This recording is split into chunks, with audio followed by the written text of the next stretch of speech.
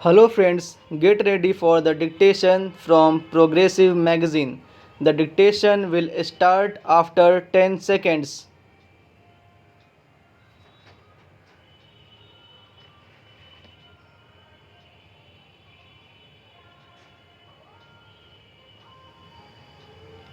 Start.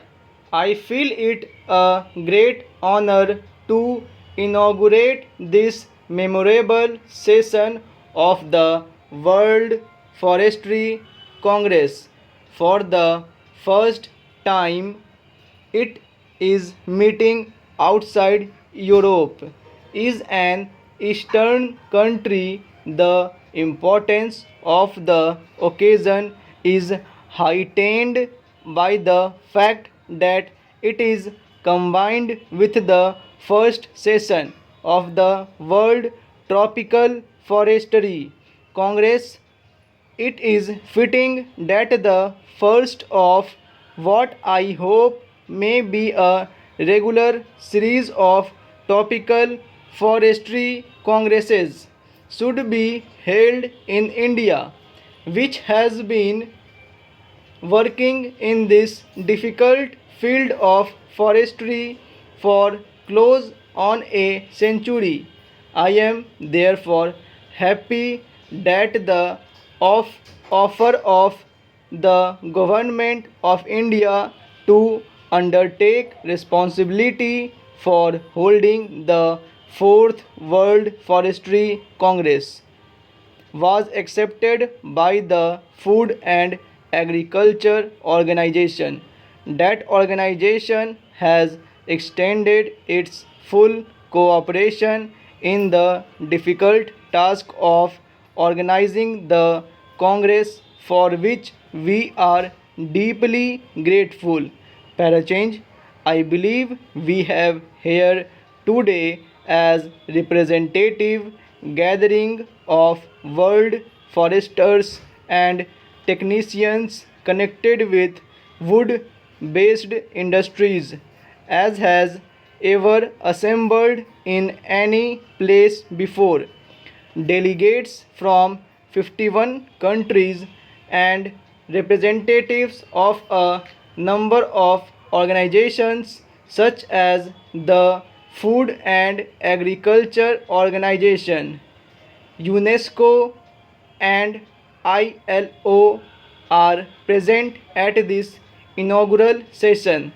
It is a matter of gratification that even countries which are not members of the FAO have considered the Congress important enough to send strong delegations to participate in its discussions.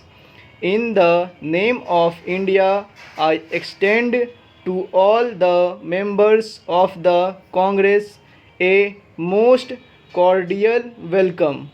Many of them have taken part in the excursions which were organized in the different parts of the country.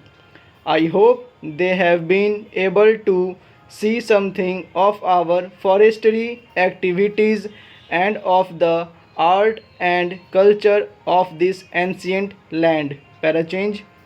It is appropriate, I think, that the Congress meets at Dehradun, which is universally recognized as the headquarters of Indian forestry. The Forest Research Institute is whose convocation hall we are assembled today is one of the oldest institutions of research and education in the country, dating back as it does to 1878 when it started as a modest for training forest rangers during the three quarters of a century of its existence. It has played a leading part in the development of Indian forestry. I believe its work is not unknown in international forestry circles. for the betterment of a forestry infrastructure. Parachange. I observed that the Congress has a comprehensive agenda before it, and I note with satisfaction that tropical forestry figures prominently in it. The discussions will no doubt be of a technical nature, but if the recommendations which emerge from the discussions are to be fruitful, they must inevitably take note of administrative, budgetary, and social considerations. Forestry is not an end in itself.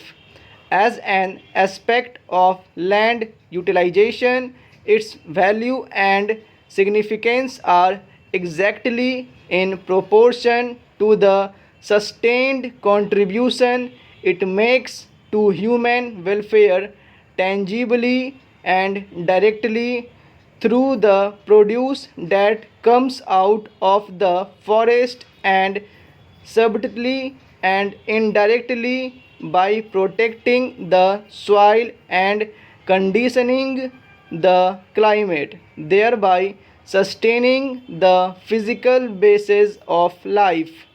Forests also provide a refuge and home for wildlife.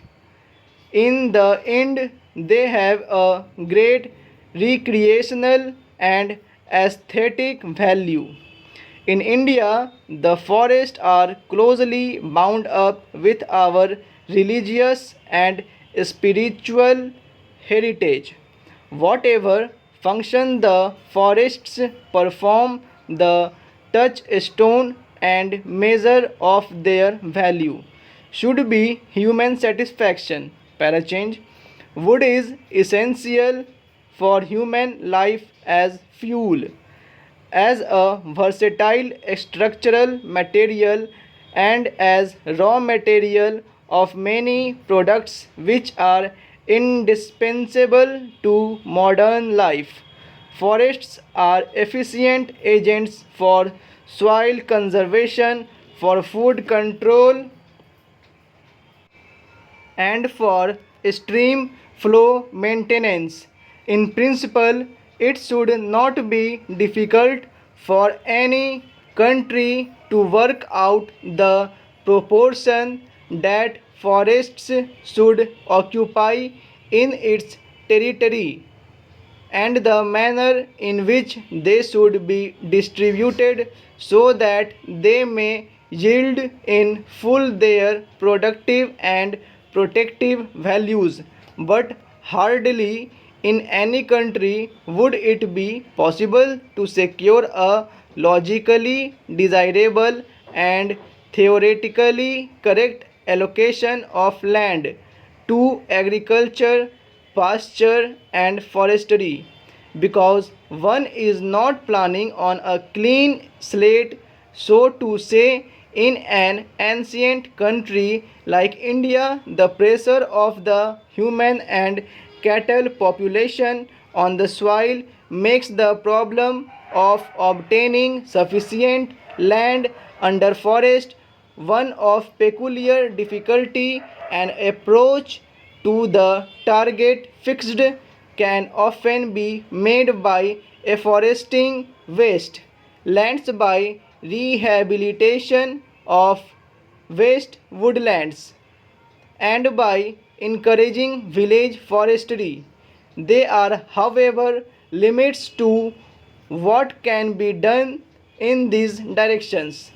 Every country has to strike a balance between the competitive claims of agriculture, animal husbandry, and forestry for use of the land for productive purposes, and this balance must in the last resort be based on considerations of what is practically possible in a given set of conditions rather than on what may be theoretically desirable In the older countries, it may happens that the area under forest plus the area available for afforestation is less than what is considered the desirable minimum now.